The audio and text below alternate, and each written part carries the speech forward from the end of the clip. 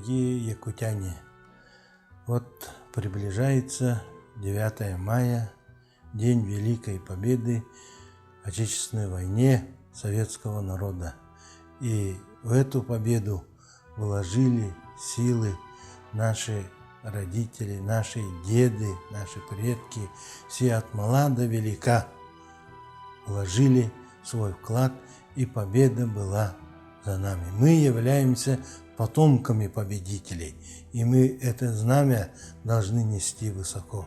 И вот здесь, в стенах Академии наук, ученые, они патриоты, собрали денежные средства, и наука для фронта 2 миллиона рублей направили. И, конечно, это материальное вложение. Мы, конечно, свое интеллектуальное вложение для победы делаем каждый день и трудимся во благо этого.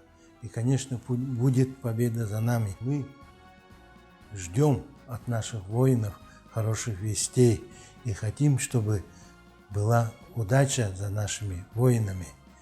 Наша Россия велика. Якутия вместе с Россией мы скуем победу. С днем наступающей победы. Победа будет за нами.